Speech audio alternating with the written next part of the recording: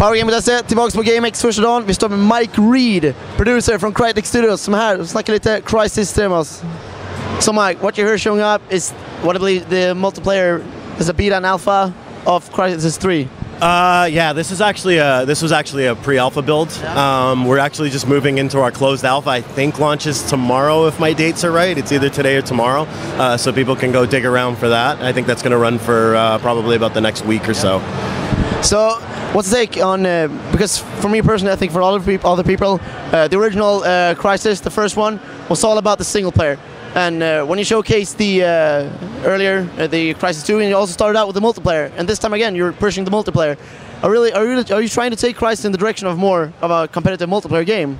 No, that's a question that we've been asked quite a bit. You know, we're not looking to get into the esports side of things. It's not something that's really on our radar. I think it's great where things have gone with Twitch and Owned, and generally people being able to go out there and stream, and gamers being able to watch these streams. I think if something forms organically out of our multiplayer, I think that'd be great. To say that we're pushing the multiplayer more than the single player at this point, I'd say they're probably sitting about even as to where we are. You know, we're going to be showing more of the single player very soon. We've been showing a lot of the same demos since about E3, but you know, our guys have been hard at work getting the game ready and putting it together. But you know, we'll have some more to show very soon. But I think it's kind of a mix between what we're doing on that end of it. You know, I think there's people that are going to enjoy the single player mode. I think people are going to play through that, and you know, I think those that want to take a little more are going to move over to the multiplayer and check that out. It's definitely we've gone back and we've definitely stepped that up and created a richer experience than we have previously in the Crysis series. I'm all hyped. So is there anything at all that you can tell us about the single player campaign?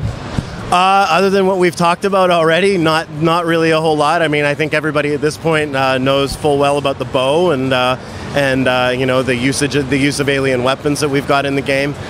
We've made a number of changes to the nanosuit.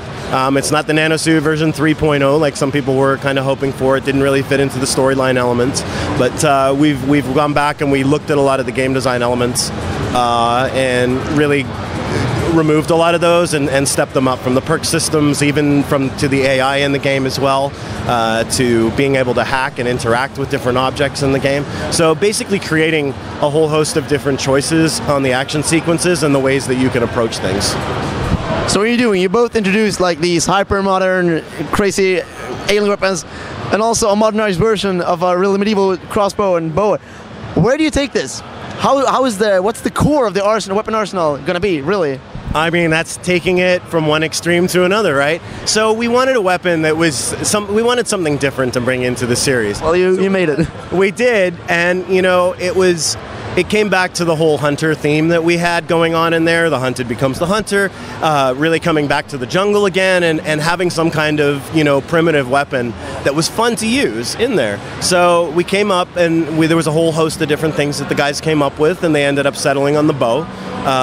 And I still think our bow, as many other games, which we won't discuss out there, are on right now. I think ours is probably still the sleekest and the sexiest one we've got out there. And then, of course, you have the hyper-futuristic alien weapons, and then you've got all these other ones in between. So which everyone wants. So yeah, it's all in the right place. So again, it's all about choices, and you know, there's a whole host of different attachments that you're going to be able to go on there, different ammo types.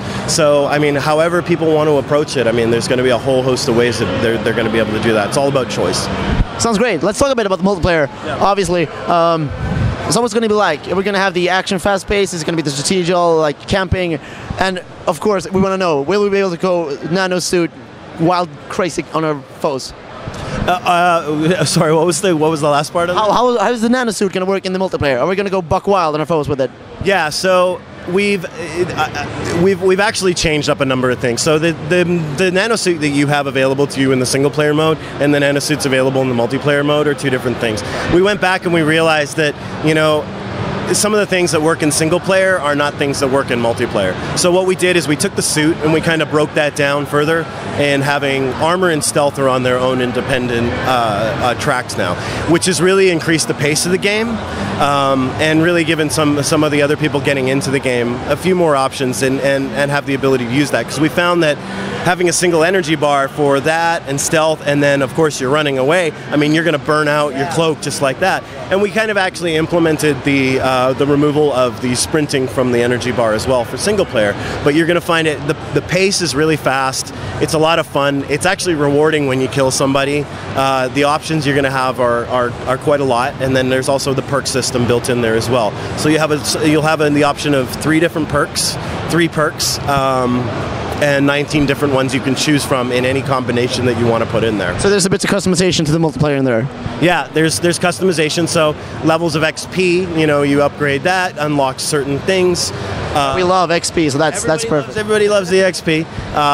You know, you unlocking different weapons, different perks, and then you're able to work those into the game itself. We'll have 8 game modes, 12 maps, and tell us a bit about those. Is there anything you can say about the game modes and the maps?